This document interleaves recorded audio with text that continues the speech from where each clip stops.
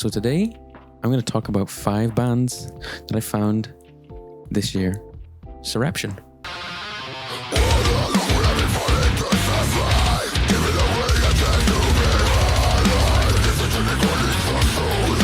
Bands from Sweden. Brilliant mix of like groove metal, where the riffs really are mosh pit riffs, where if you amped up the technicality of like a Pantera riff up a few notches, the guitars are written to be super dense with notes and complex and fast. Tempo changes, keeping this like brutal sledgehammer heaviness that I loved. They came out with an album this year called Jord. It was fantastic. It was great. Highlight of the album was the song Each Death More Hollow. Next on the list are a band called The Zenith Passage.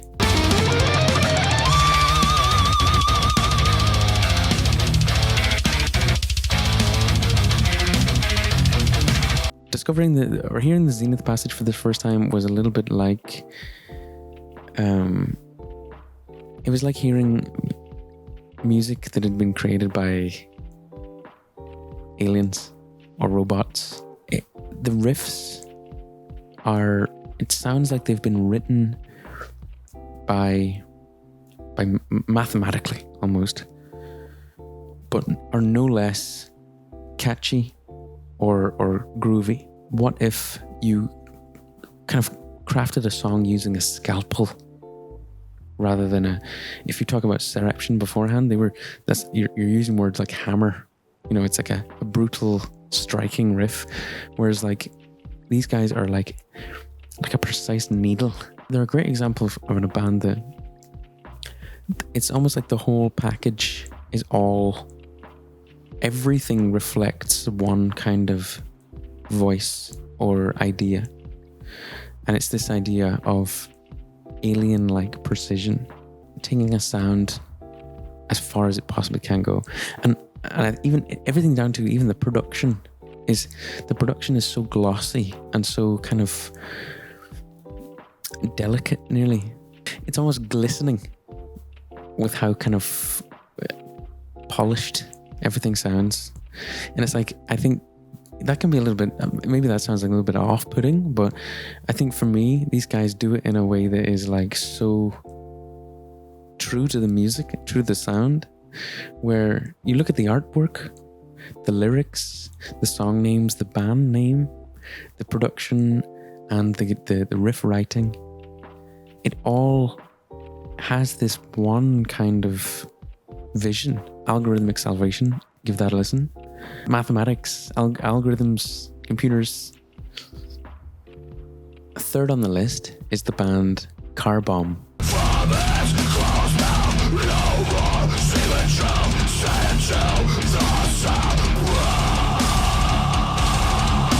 It kind of brought me back to when I was a kid and I first heard Meshuggah. And I'd always thought that this is the new sound. This is where metal is going. And it felt like metal was going on a trajectory. Especially when you listen to their older albums and you see how that they got to that sound. I thought, well, if this is how heavy things are now, and these guys are still moving, they're still going somewhere, in 6-8 years' time, where will the sound be? And I was just so disappointed in Meshuggah because they got to Bleed and Obscene, and then they kind of went, let's just do that sound more. Let's just make more albums of that sound, which is fine. But I had this expectation of Meshuggah because they crafted this sound and they inspired so many bands, and I felt they were leading the pack, leading us to a new place musically. And they did. They got us there. But I feel now that they've stagnated. And it was only when I heard Car Bomb that I felt like it's like they've passed the torch this like, spiritual metal torch has been passed on from Meshuggah to Car Bomb. I was so happy hearing them for the first time. I heard Meta, the album. Amazing. Finally, some innovation. Because so many bands now have tried to imitate Meshuggah. It's kind of become so saturated, that sound, and it's so boring. It's like, for Meshuggah just to do more of that. Car Bomb. They've added a little like a dash of Deftones.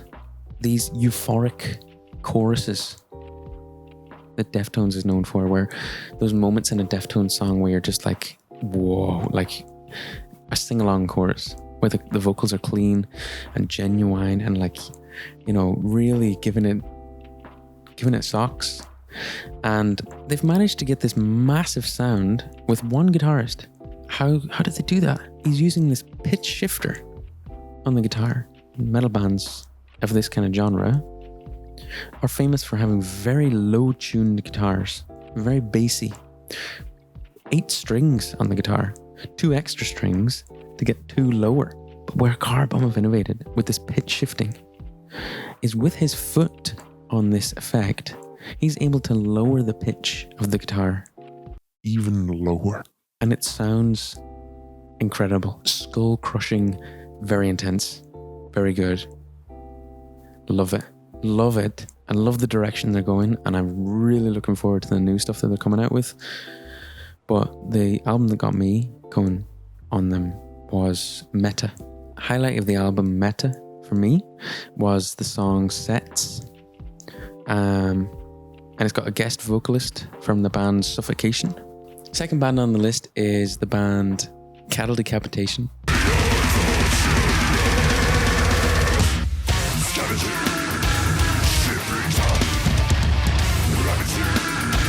This band have been around for a very long time before I discovered them, and it wasn't until somebody said that they were playing in Ireland. They were playing in Whelan's in Dublin. So I thought, let's buy some tickets and let's go.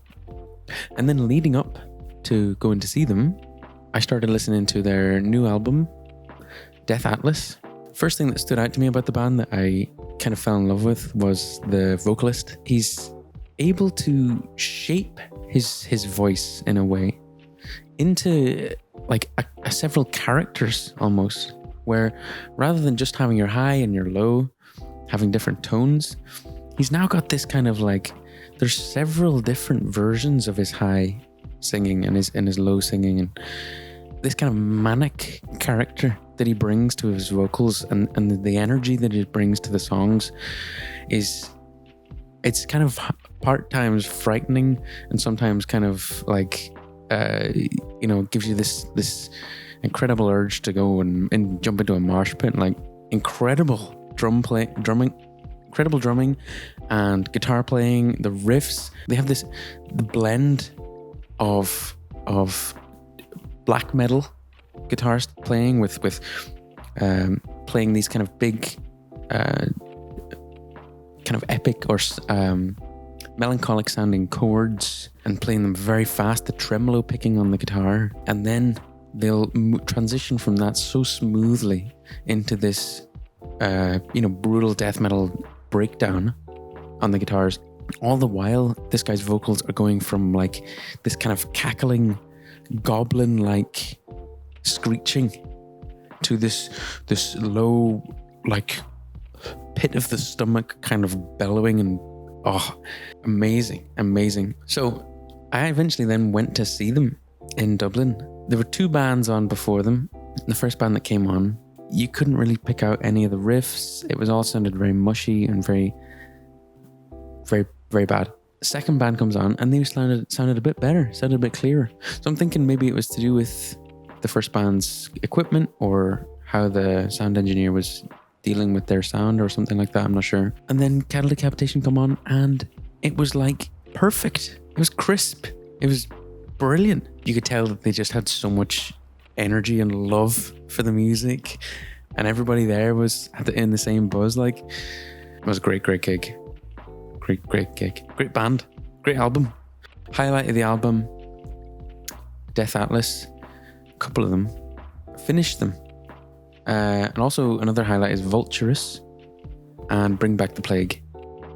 Final band on the list, they're from Canada, and they're called Arcspire.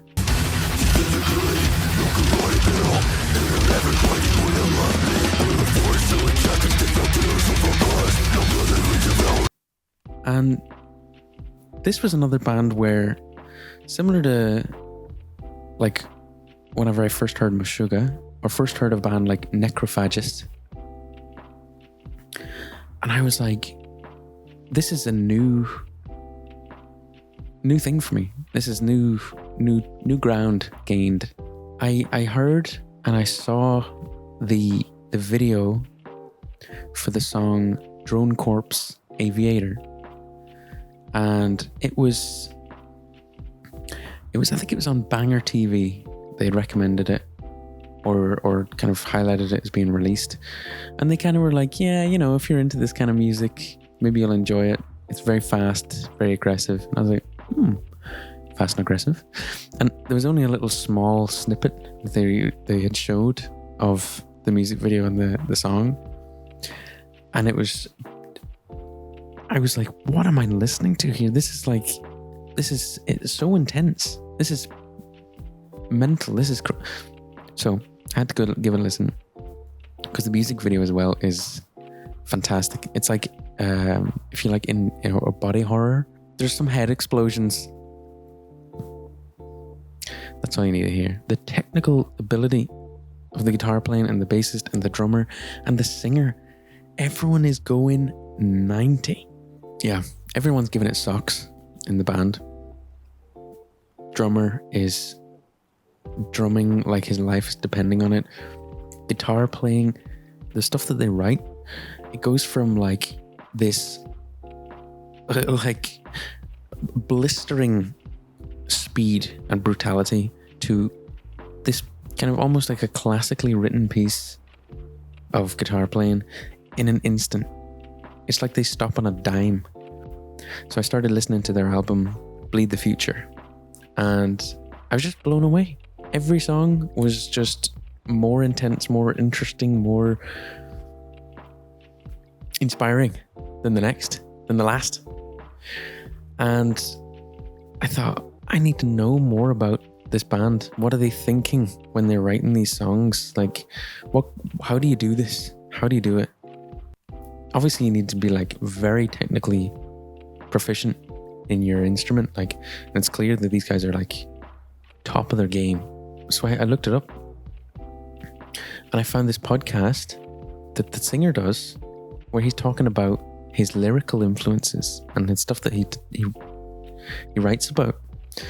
And I thought that opened up a whole new area of appreciation for the band. Before, I was listening to it just musically, and now I was actually like starting to listen to the lyrics and read the lyrics through, and I found this like analysis online of like a guy who goes through and analyzes the lyrics in the same way that you would like read a piece of poetry. It touched on a lot of things that I love about metal as well, is like science fiction and the unknown, the kind of like the Lovecraftian unknown. So I was reading through the lyrics for Drone Corpse Aviator, and this whole album is about like an alien invasion, and each song kind of taken through the process of humans being slowly incubated and their minds being controlled, and like this alien will give you a glimpse into the future while it's controlling your mind. And so the human race then decides that actually we'd like to see the future more often. So like a symbiotic host, we kind of look to be for the aliens to choose us, because we want to see the future. And so we're using our bodies then as like a kind of a host, so that this creature will give us a glimpse. Amazing. That kind of stuff I love. And yeah, I can't get enough of Bleed the Future highlights of the album for me were Golden Mouth of Ruin and, of course, Drone Corpse Aviator. Check them out. Go listen to that podcast. Check it out. It's so good. And they're really funny guys. And you can tell that, like, although the music, it sounds serious and sounds scary, these guys do it with such a charm and such a sense of pleasure in the fact that they love what they're doing, you know what I mean? And that to me is the best bit of a band, is when you can hear that they love doing it, if that makes sense. Maybe all bands do that, and I'm just saying that about the bands that I like. But anyways, those are my top 5 bands that I discovered this year. I discovered loads more, but those were my highlights, and I just kind of wanted to talk about them. So I hope you enjoyed listening to me ramble on. And yeah, maybe I'll do another one of these. I don't know. This was really fun. So yeah, see you later.